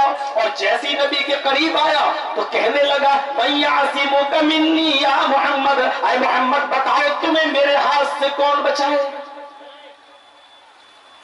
अब सुनो क्या कहता है, अय मोहम्मद बता तुझे मेरे हाथ से कौन बचाएगा। कौन है? काफिर। किससे कह रहा है? नबी से। बता मेरे हाथ से आज तुझे कौन बचाएगा। तलवार भी तेरी है, गर्दन भी तेरी कटेगी आज, बता मेरे हाथ से कौन बचाएगा। और नबी अकरम का जवाब सुनो, बुखारी शरीफ पढ़िए। अल्लाह के नबी जवाब देते हैं अल्लाह। कौन बचाएगा? अल्लाह। कितना शॉर्ट जुमला था, अल्लाह। लरस गया, कांप गया। काफिर को भी पता था कि अल्लाह की ताकत क्या है, अल्लाह का पावर क्या है। और मोहम्मद ने जो नाम लिया है वो कोई मामूली नाम नहीं है। वही तो क्रिएटर ऑफ यूनिवर्स है, वही तो मास्टर ऑफ वर्ल्ड है, वही तो इस महान जगत का स्वामी है, वही तो पूरी कायनात का खालिक है। और मोहम्मद जिसका नाम ले रहा है वो कोई मामूली जात नहीं है। उस काफिर का भी हाथ कांप गया। अल्लाह सुना, तलवार उसके हाथ से जमीन पर गिर गई। थोड़ा सा हम आपको यहां इशारा करेंगे। तलवार लेकर कूदा, नबी उठ गए, वो आगे बढ़ा, नबी खड़े हो गए। अल्लाह के रसूल के पास पूरा मौका था भागने का, क्योंकि वो आ रहा है। आप चाहते तो जो साहबा लेटे थे उनकी तरफ भागते, ए उठाओ बचाओ ये आ रहा मुझे मारने। लेकिन आप ना चीखे, ना चिल्लाए, ना भागे। आ रहा है तो आ, तलवार भी तेरे हाथ में न निहत्ता। ये है मुसलमान। मुसलमान भरोसा नहीं करता तीरों पे और तलवारों पर। आ रहा तो आ, तलवार भी तेरे हाथ में। मैं अकेला नहीं, साहबा भी मेरे सामने, लेकिन मैं भाग भी नहीं रहा। आ मेरे सामने। मैं चीख कर लोगों को उठा भी नहीं रहा। आ मेरे सामने, तलवार भी तेरे पास। मैं अकेला ना भागता हूं, ना चीखता हूं, ना चिल्लाता हूं। और करीब आके कहता कि बता कौन बचाएगा। तबलीग भी कर दी। सुन, पूरी जिंदगी मैंने अल्लाह की तरफ बुलाई, मुझसे पूछ रहा है कौन बचाएगा। अल्लाह। तवक्कुल ये था, तवक्कुल, भरोसा। मुसलमान अभी से परेशान है कि हम जाएंगे तो कहां जाएंगे, कहां भगाया जाएगा। मुसलमानों, जब तक आपको भगाने की नौबत आएगी ना, इंशाअल्लाह ये दोनों खुद भाग जाएंगे। अल्लाह की जात पे भरोसा रखो, लेकिन ईमान अपने अंदर पैदा करो, ईमान अपने अंदर पैदा करो। अभी भारत में हमारे वो हिंदू भाई अभी मर नहीं गए हैं, जिनके दिलों में आज भी मानवता है, आज भी इंसानियत है, आज भी वो इस मुल्क को धर्म के चश्मे से नहीं, इंसानियत के चश्मे से देखते हैं। अभी ऐसे हिंदू भाई भी अभी इस भारत के अंदर जिंदा है। हमारी मदद, हमारा तावन, हमारे कंधे से कंधा मिलाकर हमारा साथ देने के लिए अभी भी तैयार हैं। लेकिन हमें भरोसा अल्लाह की जात पर करना है। हाँ, अल्लाह इन्हीं लोगों के जरिए हमारी मदद भी करेगा इंशाअल्लाह। ये कौन बचाएगा? अल्लाह। तलवार गिर गई, कांप गया, आपने वो तलवार उठा ली, जैसी गिरी उठा ली। अब तू बता कि तुझे कौन बचाएगा? अभी उसके हाथ में थी तो बॉस था, तलवार गिर गई, नबी ने उठा ली, पासा पलट गया। पासा पलटने में देर नहीं लगती। मोदी जी और अमित शाह जी, आज नशा है ना हुकूमत का, पासा पलटने में देर नहीं लगती। ऐसा न हो। और ताज्जुब तो ये नागरिकता हमसे मांगी जा रही है। अरे नागरिकता एडवाणी से मांगो, तू कहां से आया? नागरिकता हमसे मांगी जा रही है मुसलमानों से। और देखिए ये बिल पूरी दुनिया देख रही है। हिंदू भाई आए हैं, उनको नेशनलिटी मिलेगी, क्रिश्चियन को मिलेगी, बुद्धिस्ट को मिलेगी, सिखों को मिलेगी, जैनियों को मिलेगी, मुसलमानों को नहीं मिलेगी। देख रहे? मैं मशवरा देता हूं इस देश के गृह मंत्री को, ये बहुत बड़ा मर्द वाला काम नहीं किया तुमने। हमेशा भारत में पाकिस्तान का नाम लेकर डराते हो, पाकिस्तान पाकिस्तान, हवा खड़ा कर दिया। अरे पाकिस्तान है क्या? किस लिए पाकिस्तान का हवा खड़ा करते हो? पाकिस्तान तो पूरी यूपी के बराबर नहीं है। अगर मुसलमान एक वक्त में जितना पानी 25 करोड़ 30 करोड़ मुसलमान भारत के अंदर सिर्फ वुजू बनाने वाला पानी, जिससे वो वुजू बनाते, इतना पानी अगर पाकिस्तान की धरती पर छोड़ दे तो पाकिस्तान बह जाए, है? तो उस पाकिस्तान से डर के हमें डरा रहे हो? पाकिस्तान, अरे एक छोटी सी चींटी के मुकाबले में तुम्हारी हैसियत से, हमारे देश की हैसियत से तुम उस कमजोर मुल्क से हमें डराते हो कि हमारा ये कर देगा, वो कर देगा, उसके बाद ये। अरे लड़ना है तो चीन से लड़ना, उसने भी तो हमारे भारत पर कब्जा किया है। चाइना ने भी तो हमारे भारत की बहुत सी जमीन पर कब्जा कर लिया है, जमाया पैर। चीन के खिलाफ क्यों नहीं बोलता? क्योंकि नामर्द है तू, कमजोर से लड़ता है। मुसलमान इस मुल्क में कमजोर है, इसलिए कमजोर से तुम लड़ते हो। कमजोर से लड़ने वाला मौलवी चर्चिस की नजर में बहादुर नहीं, नामर्द है। कमजोर से लड़ने वाला मौलवी चर्चिस की नजर में हिजड़ा है। जोर से लड़ते हो। एक बच्चे को थप्पड़ मारना ये कौन सा बड़ा काम है? कमजोर से लड़ते हो, कमजोर से। चाइना पे हमला करो ना, नानी मर जाएंगी। आरएसएस का जो झंडा लहराता है ना नागपुर की सरजमीन पर, मुरझा जाएगा। ये तवक्कुल सिखाया था मोहम्मद रसूलुल्लाह सल्लल्लाहु अलैहि वसल्लम में। कहां चला गया वो तवक्कुल, वो भरोसा? ईमान और भरोसा दोनों जरूरी। ईमान भी होना चाहिए, अब भरोसा नहीं अल्लाह ताला ही हमारा, और नमाज एक टाइम की ना पढ़ो। हमारी माँ बहन बेटियां पर्दा एक बिल्कुल ना करें, मोबाइल उनके हाथ में दे दो, फेसबुक पे वो बातें करें, मैसेंजर वो चलाएं, व्हाट्सएप वो चलाएं, फेक आईडी वो बनाएं, शक्ल अपनी भुतनी जैसी फोटो लगाए हुए हैं हीरोइन का। लड़का देखना कितनी खूबसूरत है, ये कौन है? जायरा खान, बिल्किस बानो। फोटो लगाए, आंखों में देखा नशा है, अब वो समझना बड़ी खूबसूरत है। जब बातचीत हुई मिलने की तो देखा वो हो पहलू में हूर में लंगूर, खुदा की कुदरत, शक्ल देखी तो भूतनी जैसी। ये हालतें हो रही हैं आज हमारी। उस जमाने का काफिर भी अल्लाह से इतना डरता था कि जैसे नबी अकरम ने अल्लाह का नाम लिया उसके हाथ से तलवार छूट गई। उस जमाने के काफिर मुसलमानों हमसे कई गुना ज्यादा बेहतर थे, क्योंकि वो अल्लाह से हमसे कई गुना ज्यादा डरते थे। अल्लाह का खौफ उनके दिलों में था। आज अजान की आवाजें आ रही है, मुसलमान शराब के नशे में धुत है। आज अजान की आवाज आ रही है, मुसलमान खगड़ा के अंदर नौटंकी देख रहा है। आज अजान की आवाज आ रही है, मुसलमान तवाइफों के छतले पर जाकर अपने जिस्म की आग बुझा रहा है। नमाज का अजान की आवाज आ रही है, मुसलमान लड़कियों से बातें करते हुए आई लव यू टू की आवाजें सुन रहा है। अजान की आवाजें आ रही है, तू चाय की दुकानों पर बैठकर चाय पी रहा है।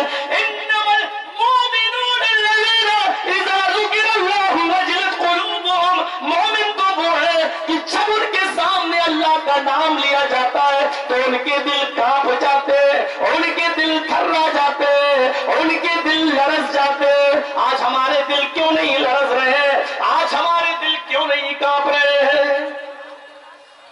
जब अल्लाह से डर ही निकल गया तो अल्लाह ने पहले कहा था हम तुम्हें आजमाएंगे। ये आजमाइश की भट्टी में मुसलमान मौजूदा हुआ है। अब अल्लाह जाने कितने और इम्तिहान होंगे। अब जानते हो ये बिल पास हो गया, आपको पेशीन गोई कर रहा हूं।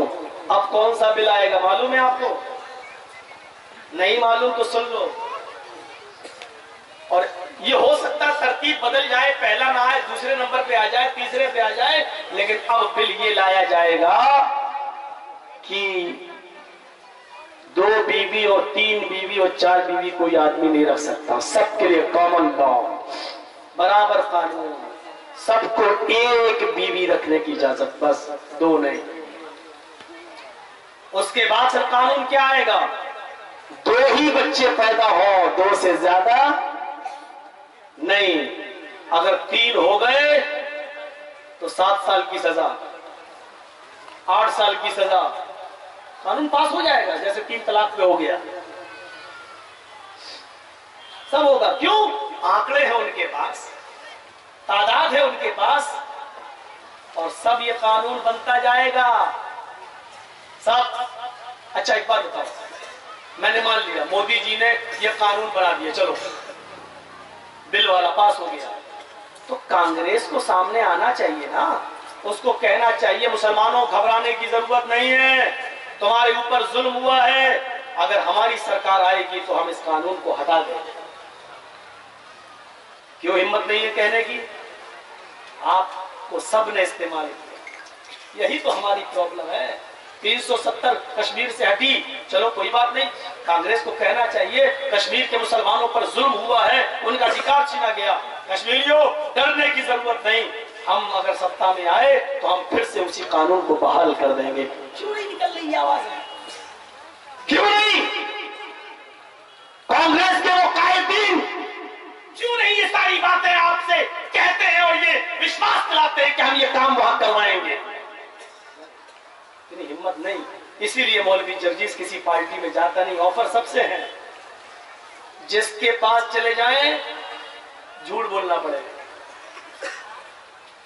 मान लीजिए अगर हम लालू के साथ चले जाएं तब भी झूठ बोलना पड़ेगा, कांग्रेस में चले जाएं फिर भी झूठ बोलना पड़ेगा, किसी के भी पार्टी में चले जाएं उसके गलत कामों को भी हमें तोड़ मरोड़ कर अपने स्टेज पर उसको सही कहना पड़ेगा। इसलिए नहीं जाना। राजनीति का मतलब जो जितना बड़ा झूठा है, जो जितना बड़ा झूठा है उसको उतना ही बड़ा पॉलिटिशियन माना जाता है। कल आज बहुत सुकून है अल्लाह की कसम, आपके यहाँ थोड़ी बहुत आवाजें आ रही हैं बस, लेकिन कल जहां मेरा प्रोग्राम था वहां तो औरतों ने नाक में दम कर दिया। इतनी आवाजें मेरे कान तक कि तकरीर तक सही से नहीं हो पा रही। फिर मैंने कहना पड़ा मुझे ये बेचारी जलसा सुनने तो आती नहीं है। ये तो जलसे वालों का एहसान है जो साल में एक बार कर लेते हैं और इनको बेचारियों को मौका मिल जाता है घूमने फिरने का। आज का दिन तो ईद से बढ़कर दिन है इनके लिए। ये तो आई है, साड़ी तेरी कितने की है, ये सूट कहां से लिया, चप्पल कहां से ली, बहुत अच्छी है, कितने की ली, यही सब चर्चे हो रहे होंगे। आप जाइए, स्क्रीन चल रही है फिर भी बातें हो रही होंगी। ये कहां से लिया, हार कहां से लिया, तेरा रिश्ता कहां चल रहा है, वो लड़का कैसा है, तेरा रिश्ता क्यों, यही सब बातें वहां हो रही होंगी। पूरे साल की बातें आज ही कर लेंगे। और कुछ तो ये कह के आई होंगी अपने अपने बॉयफ्रेंड से कि जब मौलाना जर्जी साहब स्टेज पे बैठ जाएं तब हम फला फला जगह, फला खेत में, फला खंबे के पास आपको मिलेंगे। ये जलसों में कुछ ऐसी आई है। हमारे जलसों में कुछ पकड़े भी गए, रंगे हाथ लड़के लड़की रंगे हाथ पकड़े गए कटिहार के इलाके में। उन दोनों को बिठाया गया, सुबह होकर उनके माँ बाप को बुलाया गया, पंचायत भी बिठाई गई। ये जलसों में हो रहा है, जलसों में।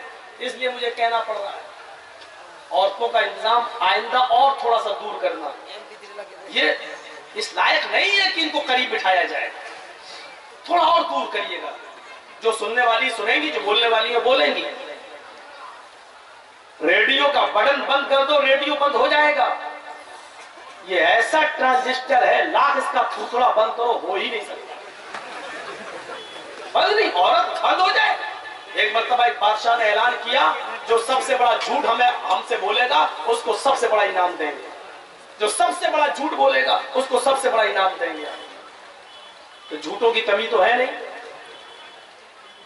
अगर आज के जमाने में पूरी दुनिया में ऐलान हो जाए, दुनिया में जो सबसे बड़ा झूठा बोलेगा उसको हम सबसे बड़ा इनाम देंगे, तो हम तो सिर्फ मोदी को पेश कर देंगे। इससे बड़ा झूठा दुनिया में कोई है ही नहीं। हमें जरूरत ही नहीं किसी और।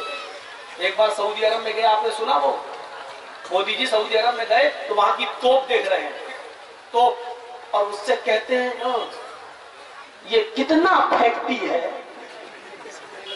तो सऊदिया का बादशाह कहता है वल्लाह आपसे कम फेंकती है, वल्लाह या हबीबी आपसे कम फेंकती है। यानी फेंकती तो है, बहुत ऊंचा फेंकती है, लेकिन आपसे कम फेंकती है।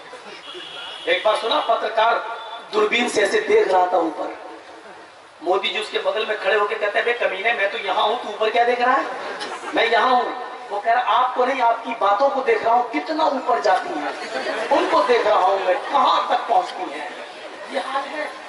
पत्रकारों ने भी मजाक उड़ाया, लेकिन जब कोई बेशरम हो जाए तो क्या फर्क पड़ता है, कोई फर्क नहीं पड़ता। मुसलमानों, समझने की कोशिश करो, तुम सिर्फ मुत्तफिक हो जाओ, कुछ ना करो। एक ईमान अपने अंदर पैदा कर लो और इत्तेहाद कर लो, मुत्तफिक हो जाओ, सब खत्म। कोई तुम्हें यहां से नहीं निकाल पाएगा, कोई नहीं, सवाल ही पैदा नहीं होता। तुम सिर्फ मुत्तफिक हो जाओ। इनकी चाल यह है कि तुम्हें अलग अलग कर दें, देवबंदी, बरेलवी, शिया, सुन्नी के नाम पर हमें लड़ाएं। इसलिए आज देख लीजिए, मैंने कई सालों से देवबंदी, बरेलवी, शिया, सुन्नी के खिलाफ बोलना छोड़ दिया। ये नहीं, मौका नहीं है अभी हम आपस में लड़ें। ये मौका है हमें आपस में एक प्लेटफॉर्म पर आने का। ये मौका है हमें और आपको आपस में एक दूसरे से गले मिलने का। ये मौका है एक दूसरे से सीने लगाने का। ये हमारे आपसी झगड़े हैं, हम लोग बैठ के निपटा लेंगे, लेकिन ये हमारा मुआशरती समाजी झगड़ा नहीं, ये हमारा मामला इत्तेफाक के साथ है। अगर निकाले जाओगे तो तुम भी और हम भी। इसमें ये नहीं देखेगा मोदी कि ये हनफी जा रहा है कि बरेलवी जा रहा है कि जो ऊपर बैठे शाहनवाज और मुख्तार अब्बास नकवी, इनका कुछ नहीं होगा, हम लोगों का होना है, हम लोगों का। इसलिए याद रखो मेरे साथियों, इस वक्त हनफी, देवबंदी, शिया, सुन्नी का मामला भुलाकर हमें और आपको एक प्लेटफॉर्म पे आ जाना चाहिए, एक साथ जमा हो जाना चाहिए। और इस वक्त मुसलमानों, एक बात मैं तुमसे जो कहना चाहता हूँ ये कि चुनाव में बचने से बच जाओ। हाँ, मैं जानता हूँ जो लोग हमारे हैं वो भी अपने हैं, मैं उनको गलत नहीं कह रहा हूँ, हमारे हैं, हमारे लिए लड़ते हैं, हमारे लिए आवाज उठा रहे हैं, सब कुछ है। लेकिन एक बात और भी मैं आपको थोड़ा सा बताना चाहता हूँ कि जैसे बंगाल वगैरह में, लेकिन मेरे भाइयों इस वक्त ये सूरत हाल है कि अगर बड़ा नुकसान हो रहा हो तो बड़े नुकसान से बचने के लिए हमें छोटे नुकसान की कुर्बानी अगर देना पड़े तो देना चाहिए। ये सीखो, कोई बुरी बात नहीं है।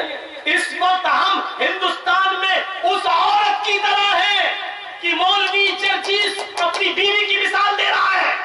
हमारे मुसलमानों की हालत भारत में बिल्कुल ऐसी है जैसे मौलवी जर्जीस की बीवी को डिलीवरी हो रही है, बच्चा हो रहा है, मौलवी जर्जीस खुश है, आज पहला बच्चा, मेरे घर में पहली किलकारी जो गूंजेगी, हम बाप बनेंगे, पहला बेटा, इकलौता बेटा मेरे घर में पैदा हो रहा है। लेकिन थोड़ी देर के बाद डॉक्टर निकलता है, बोलता है कि आपकी बीवी का ऑपरेशन करना पड़ेगा। बच्चा उल्टा है, ऑपरेशन शुरू हो गया, अचानक बाहर आता है, कहता है कि बच्चे ने अंगड़ाई ले ली है, फंदा लग गया है, हम बच्चे को नहीं निकाल सकते हैं। अब दो सूरतें हैं, या तो आपकी बीवी को बचा सकता हूं या सिर्फ आपके बच्चे को बचा सकता हूं। बताइए मैं किसको बचाऊं, आपकी बीवी को बचाऊं या बच्चे को? दोनों में से मैं किसी एक को बचा सकता हूं।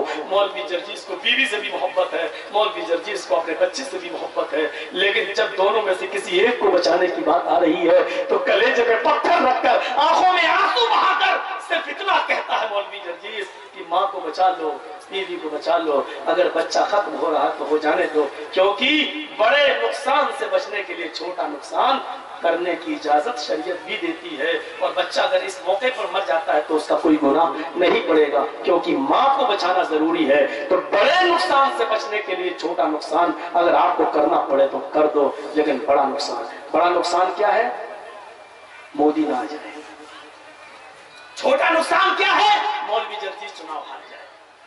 हमें जर्जीस को जिताना भी है, मोदी को हटाना भी है, लेकिन जर्जीस के जीतने से मोदी नहीं हट रहा है, जर्जीस के हारने से मोदी हट रहा है। तो आप जर्जीस को हरा दो, मोदी से बचा लो देश को। ये है छोटा नुकसान। बड़े नुकसान से बचने के लिए मेरे इशारे आप समझ गए होंगे, मुझे खुलकर मत बोलने दीजिए, क्योंकि हर पार्टी के यहाँ चाहने वाले लोग हैं, हर पार्टी को हम भी चाहते हैं, हम भी अपनों को चाहते हैं, हमारी तरह कोई है जो हक बोलता है मेरे प्यारे साथियों। लेकिन इस वक्त हम जिस पोजीशन में और जिस कश्ती पर बैठे हुए हैं वो मझधार के अंदर है, फंसी हुई है, हमें बड़े नुकसान से बचना है, इसलिए हमें छोटे नुकसान को दांव पे लगाना पड़ेगा और हमें कुर्बानी देना पड़ेगी। अल्लाह ताला हमें समझने की तौफीक अता फरमाए। मेरे दिल में दर्द है मेरे भाई, उसकी मैंने ये बात कही है। मुसलमानों सुनो, सुलह हुदैबिया का वो मंजर मुझे आपके सामने रखना है। थोड़ी देर के लिए खामोश होकर जरा उस मंजर को सुनिए कि हमारे नबी ने क्या क्या कुर्बानी दी है। अल्लाह के नबी अपने चंद सहाबा के साथ मदीना से मक्के उम्रा करने आ रहे हैं, मक्का उम्रा करने आ रहे हैं। रास्ते में खबर मिली, मक्के वालों ने अपने बॉर्डर पर अपने जवानों को तैनात कर दिया और कह दिया कि मोहम्मद और उसके साथी मक्के में घुसने ना पाए। बैठ जाओ यार, मदरसे के बच्चे भी खड़े होंगे तो कैसे काम चलेगा? बैठ जाओ, जाना है तो निकलो। अब जो चीज मैं बताने जा रहा हूं उसको गौर से सुनना, बहुत गौर से। आपको इस वाक़े से बहुत कुछ मिल जाएगा। समझ लो कि पूरी तकरीर में क्या कहना चाहता था इस वाक़े में आपको मिल जाएगा।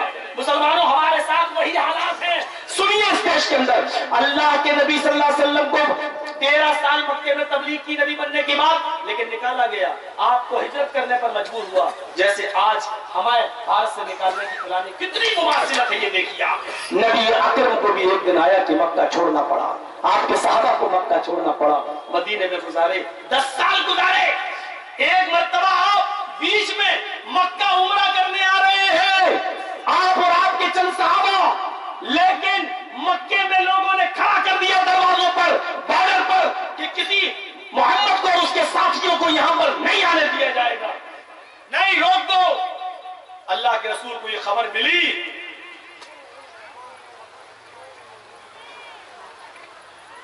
जैसे ये खबर मिली आप मक्के से 7 किलोमीटर या 8 किलोमीटर पहले हुदैबिया के मकाम पर आपने पड़ाव डाल दिया, रुक गए। ऐसे जाना ठीक नहीं है, लोग तलवारें लेकर खड़े हैं, हम चंद लोग हैं, मक्के में पूरे की पूरी आबादी उनकी है, हमला कर देगी, हम सब लोग मारे जाएंगे। आपने कहा आओ, हम 7, 8, 10 किलोमीटर दूर पर रुके हुए हैं, आओ बातचीत के जरिए मामला हल करें।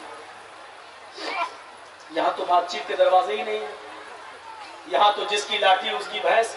बातचीत के मौके हो तो बाबरी मस्जिद का मसला भी बातचीत से सुलझ सकता था, कोर्ट तक नौबत नहीं आती, लेकिन बातचीत कौन सुनेगा? मैंने अभी कहा ना, जो किसी की ना सुनता हो उसको नरेंद्र मोदी कहते हैं। मेरे भाइयों, उस जमाने के काफिर समझदार थे, उन्होंने देखा ये लोग तादाद में कम जरूर हैं, लेकिन इसमें कोई बुराई नहीं कि बातचीत के जरिए अगर कोई मामला हल हो रहा है तो कर लिया जाए। आते हैं, उन काफिरों का सरदार है उनमें सुहेल। अल्लाह के रसूल सल्लल्लाहु अलैहि वसल्लम के पास ये काफिर बैठ गए, आपके साथ चंद सहाबा हैं। अल्लाह के रसूल उन सहाबियों की तरफ से अकेले बात कर रहे हैं और काफिरों की तरफ से सुहेल बात कर रहा है। अब सुनिए बातचीत तब तय, लेकिन शर्तें 4। कितनी जालिमाना शर्तें हैं सुनिए। सुहेल ने कहा ठीक है बातचीत खत्म, लेकिन मेरी 4 बातें आपको मानना पड़ेंगी। आपने कहा बोलो।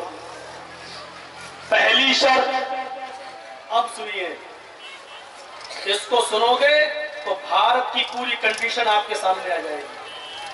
हमारे साथ बिल्कुल वही है। पहली शर्त, आपको इस साल मक्के में नहीं जाने दिया जाएगा। जहां से आए हो वहीं वापस जाओ। इस साल आपको और आपके सहाबा को उम्रा नहीं करने दिया जाएगा। अगली साल आ सकते हो, ये पहली शर्त। आपने कहा लिख लो, मुझे तुम्हारी ये शर्त मंजूर है। नहीं जाने दोगे मक्का में इस साल, अगले साल तो आ सकता हूं। हाँ लिख लो, ये पहली शर्त हो। ठीक है, लिख ली गई। मेरी दूसरी शर्त, ऐ मोहम्मद सल्लल्लाहु अलैहि वसल्लम, अगली साल जब आप और आपके सहाबा मक्के में उम्रा करने आएंगे तो 3 दिन से ज्यादा आपको मक्के में रहने की इजाजत नहीं होगी। 3 दिन में अपना उम्रा करके जिनसे मिलना हो, रिश्तेदारों से, जमीन जायदाद जो देखना हो अपनी जो छोड़ के गए हो, 3 दिन के अंदर कर लो और 3 दिन के बाद आपको रहने की इजाजत नहीं होगी। मेरी पैदाइश मक्के में, मेरे माँ बाप मक्के में, मेरी जमीन जायदाद मक्के में, लेकिन हम ही को 3 दिन से ज्यादा रहने की इजाजत नहीं। बिल्कुल वही कंडीशन। देश आजाद हमने कराया, खून हमने बहाया, कुर्बानियां हमने दी और हम ही को भारत का नागरिक साबित करने के लिए कहा जा रहा है कि साबित करो कि तुम भारतीय।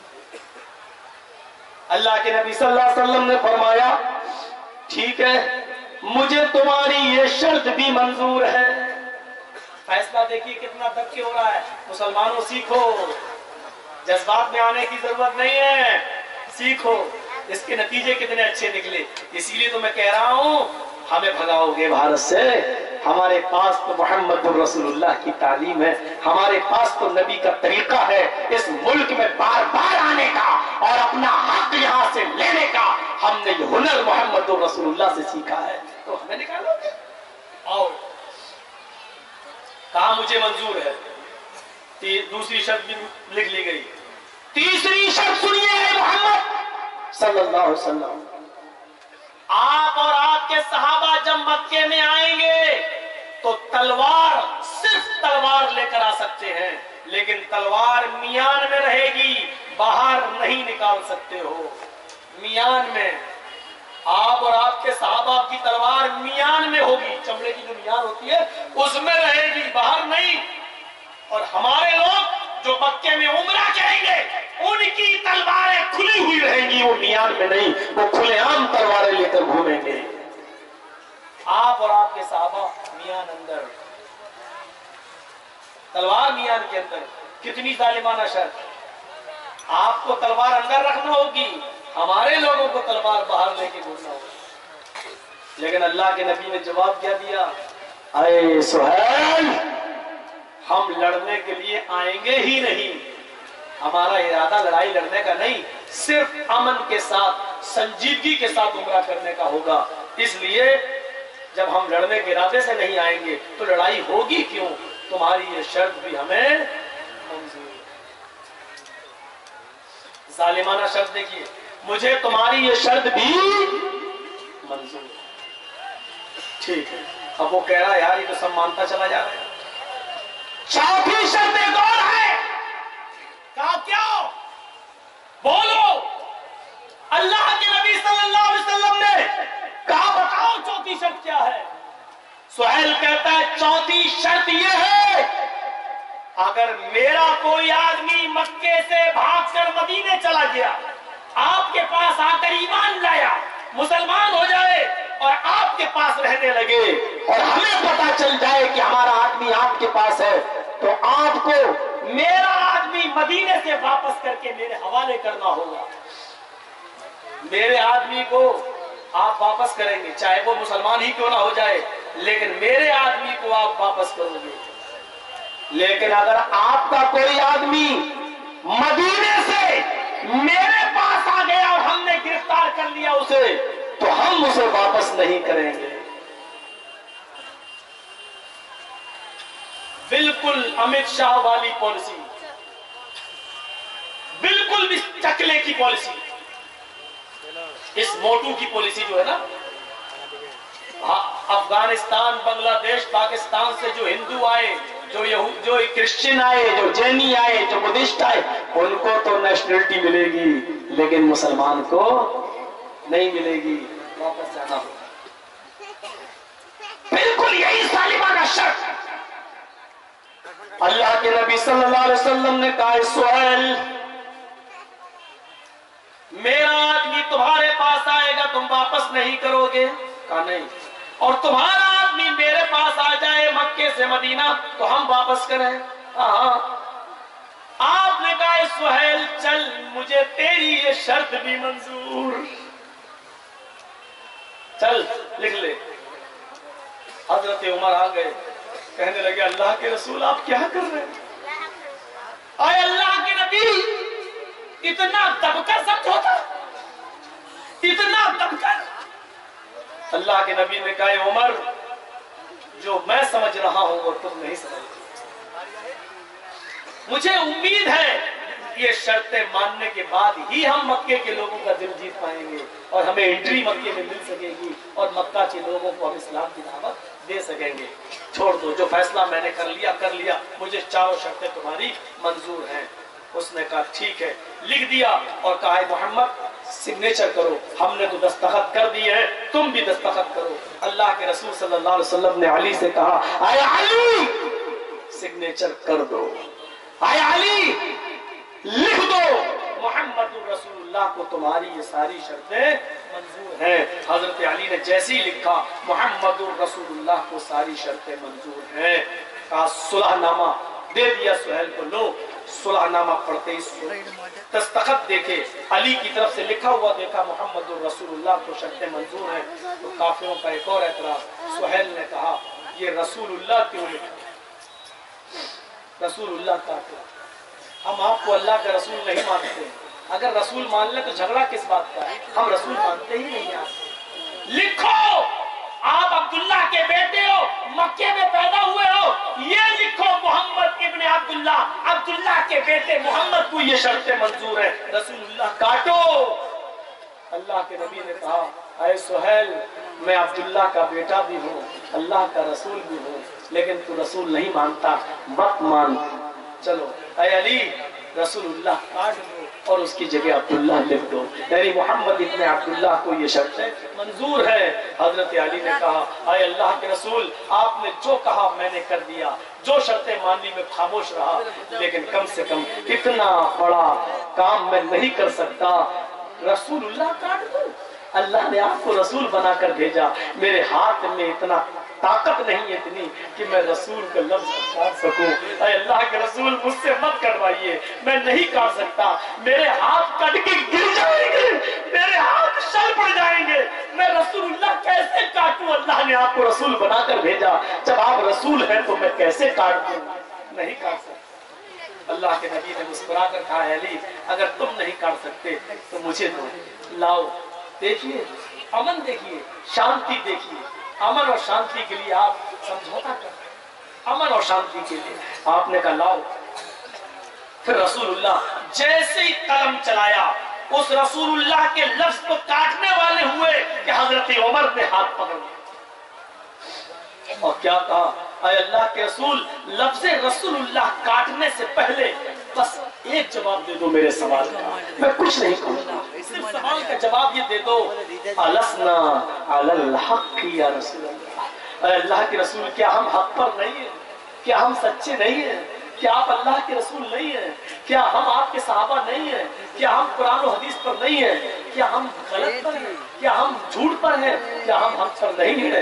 अल्लाह के रसूल की आंखों में आंसू आ गए। फरमाया उमर, हम हक पर हैं, हम अल्लाह के रसूल हैं, तुम मेरे सहाबी हो, हम हक पर हैं। कहा अल्लाह के नबी, जब हम हक पर हैं तो इतना दबकर समझौता हम क्यों कर रहे हैं? इतना दबकर हम फैसला क्यों मान रहे हैं? इजाजत दीजिए, हम इनसे लड़ते हैं अभी, या तो इनको मारेंगे या इनके हाथ से हम मरेंगे। मारेंगे तब भी सवाब, इनके हाथों मरेंगे तब भी शहादत पर सवाब। इजाजत दीजिए कि हम मारे या मरे।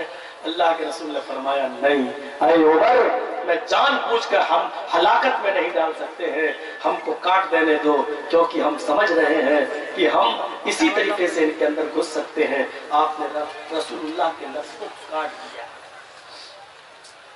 इतना दबकर समझौता किया। आज यही सूरत है, लेकिन इसके बाद नतीजा क्या निकला? पूरी दुनिया ने देखा। थोड़ी देर के लिए हमारी हार हुई, हमने दबकर समझौता किया, लेकिन इसके बाद आप मक्के से छोड़ के मदीना चले गए। अगली साल उम्रा किए, 3 दिन के बाद चले गए, आना जाना हुआ। फिर धीरे धीरे मक्के के लोग मदीना और मदीने के लोग मक्के बिजनेस करने लगे, और धीरे धीरे अखलाक फैलाया, किरदार फैलाया, इस्लाम की दावत फैलाई। और फिर 10 साल के बाद जिस मक्के में घुसने नहीं दिया जाता था, जिस मक्के से निकाला गया था, उसी मक्के में 10 साल के बाद फातिहाना दाखिला हुआ।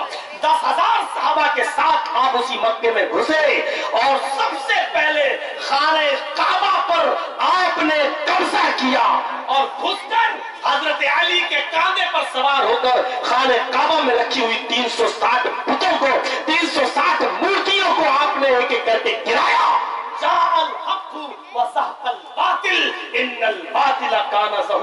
एक एक मूर्ति गिराते गए, एक एक बुत गिराते गए, और ये आयत पढ़ते गए, और 360 बुतों से खाने काबा को पाक और साफ कर दिया।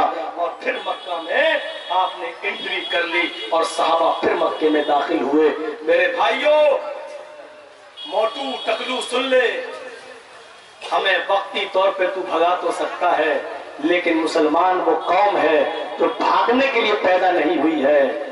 तेरा पीछा करती रहेगी, तुझसे लड़ती रहेगी, तेरा मुकाबला करती रहेगी, और तू जुल्म के पहाड़ तोड़ेगा। तो हमारे मजहब के अंदर हमें जिहाद का भी हुक्म दिया गया है।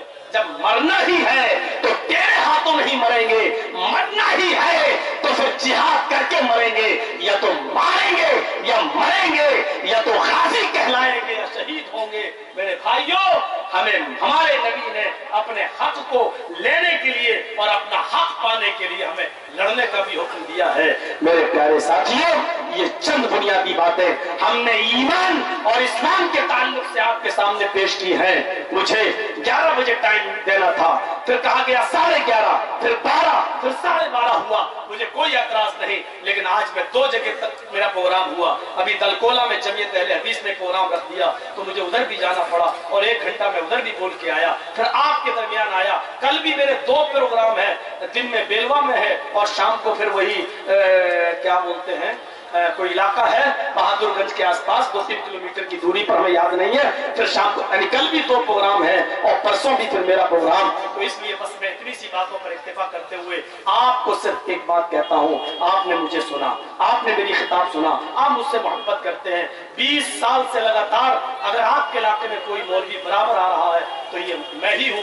मैं समझता हूँ कि इतनी मोहब्बत आपने शायद किसी आलिम को, अपने बिहार और बंगाल के आलिम को भी नहीं दी जो आपने यूपी के इस आलिम को दी है। ये मुझे आपका शुक्रिया अदा करना चाहिए। अल्लाह ने आपके जरिए मुझे ये इज्जत, ये मकाम, ये मर्तबा दिया, और आपने हमसे मोहब्बत की। लेकिन अब मुझे इस मोहब्बत का सिला देखना है, आप मुझसे कितनी मोहब्बत करते हैं, आपने किसी को कितना क्या दिया हमें नहीं मालूम। मैं 10 मिनट स्टेज पे बैठूंगा, 10 मिनट के लिए मैं ओनली बैठा हुआ हूँ। आप आए, मेरे हाथ में इस मदरसे के लिए 10, 20, 50, 100 रुपया देकर ये साबित कर दे कि जर्जी साहब मुझे आपसे भी मोहब्बत है, हम आपके कहने पर भी इस इदारे की ताउन कर रहे हैं, आपने कह दिया तो हम कर रहे हैं, हम आपके लिए जेलों में जाने के लिए तैयार हैं, तो आप क्या मेरे लिए इस मदरसे को का वजूद ऊपर तरक्की पर नहीं पहुंचा सकते हैं? आपको ये काम हमारे लिए करना होगा अल्लाह की रजामंदी के लिए। तो आप आइए, 10 मिनट में बैठूंगा, सिर्फ आप मेरे हाथ में दीजिए, पैसा यहाँ डालिए और मुसाफा कीजिए, और अल्लाह ताला आपको आपकी नियतों के मुताबिक आपको पूरा पूरा अजर अजीम अता फरमाए। बारे अल्लाह हमारे भारत के हालात को अच्छा फरमा दे, मुसलमानों के लिए अमन और राहत फरमा दे। जब तक तो हमें जिंदा रख, इस्लाम पर जिंदा रखना, जब हमारा खात्मा हो तो ईमान पर हमारा खात्मा फरमाना। वमा अलैना इल्लल बलागुल मुबीन व आखिरु दअवाना अल्हम्दुलिल्लाहि रब्बिल आलमीन। अस्सलामु अलैकुम व रहमतुल्लाहि व बरकातुहू। आइए जल्दी जल्दी लाइए और हाथ डाल दो।